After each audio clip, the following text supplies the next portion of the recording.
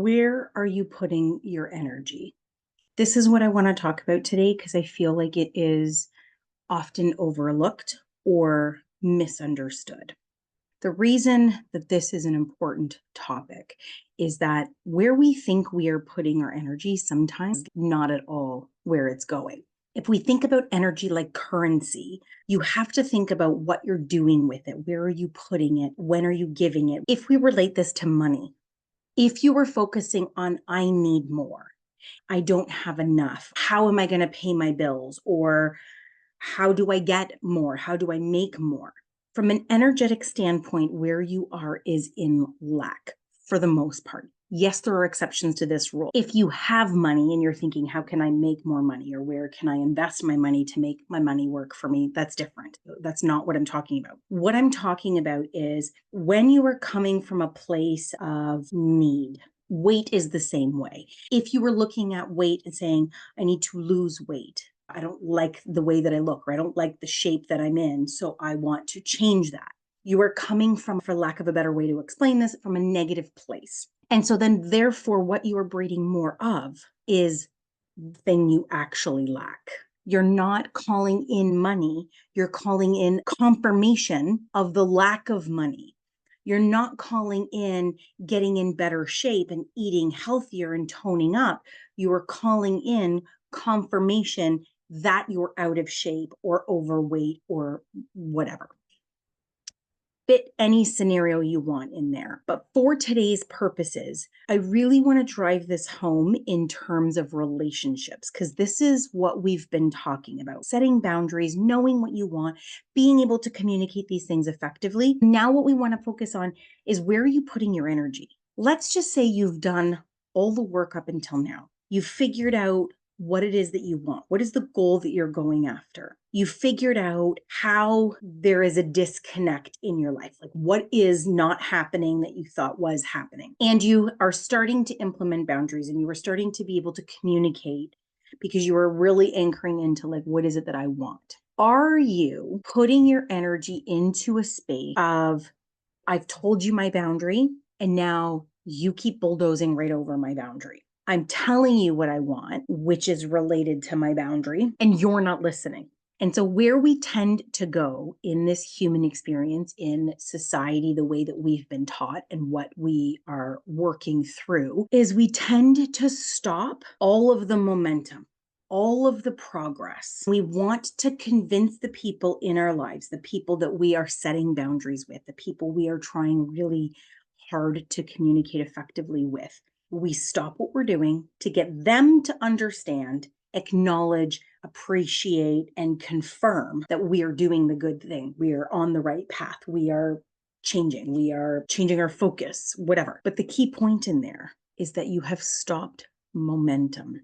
I really want you to think about this. If you have set boundaries and you're trying really hard to communicate with the people in your life, and they're not getting it, they are not listening to what you're saying, they are doing their own thing, they are in their own world, having their own conversation about something different. For you to stop moving, to convince them and say, no, listen, this is what happened. This is the boundary I tried to put in place. This is the thing that I'm trying to work for or work towards. And I really want you to support me in that. And I really want you to be there for me in that. You have officially stopped moving. And what you are focusing on in all of this experience is the very thing you don't have. I want you to acknowledge that I'm setting boundaries. Again, boundaries isn't about the other person, so that's a waste of your energy. I want you to tell me that I'm doing a good thing. I want you to understand where I'm coming from. And the analogy that I use, and have used quite recently actually, is this is the equivalent of you going out in the garden and talking to a garden rock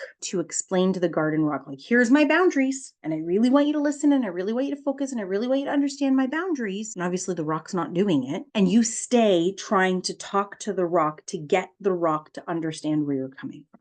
There are people in your life who are not going to care about your boundaries. There are people in your life who are not going to care about your communication skills. You have to be ready, willing, and able to say, this is my trajectory. This is where I'm going. This is where I want my path to take me. And those who come, great. And those who don't, great. You have to be willing to be committed to your path. Where you're focusing your energy is on your path, is on your goal. It's on doing what is important to you. It's not on stopping along the way to collect all the people, to bring all the people, to get all the people to understand where you're coming from and why things are changing and what's going on and what made things get this far and why you feel overwhelmed or that you feel overwhelmed so that they're on board with you. Most people, for the record, don't give a shit, and that's okay. The only person who has to give a shit is you.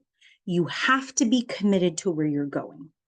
Here's the thing, to give you a reference to understand this, I live obviously in the world of energy. I live in the world of Reiki. Not all of my friends, not all of my family, not all of the people that were in my life at the time that I started on this journey, including me, understood energy, understood Reiki, understood how life-changing this was going to be for me. For me to stop and convince people, to this day, I don't stop. If I'm in a conversation with somebody and I say, I do Reiki, and they say, not real, I say, okay, I'm not here to convince you. The minute people disagree with me, I'm okay with that.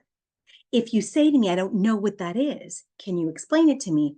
Absolutely, I will. I will share that with people. I will share how it has helped me. I will share how it has helped thousands of people that I have spoken to and shared it with and done it on or taught how to do it. Absolutely, I will. But if you're going to tell me, no, it's not real, I'm not going to debate this with you. So if I say, this is what I want, I'm implementing this boundary and I want you to do this, and you don't do that, by me trying to convince you why this boundary is so important, energetically, what I'm focusing on is the very thing I don't want. I'm focusing on my past. Back then, this is who I used to be. Back then, this is what I used to do. Back then, this is how miserable and so I've created this. Do you understand now? Do you see why I've gotten the thing that I've gotten? Do you see why this boundary is so important to me? But the conversation you're having is back there. It's not up here. It's not moving forward. It's not creating new. And so if you think about the universe, God, source, spirit, whatever you believe in, doesn't matter to me. But if you think of that, the thing that is greater than us, bigger and better and out there making things happen, as being a physical person in a helicopter with a walkie-talkie. And everything you're saying, all your conversations, whether you're complaining, whether you're gossiping, whether you're trying to convince people, whatever it is, they're up there with a direct line in the walkie-talkie listening to everything that is happening.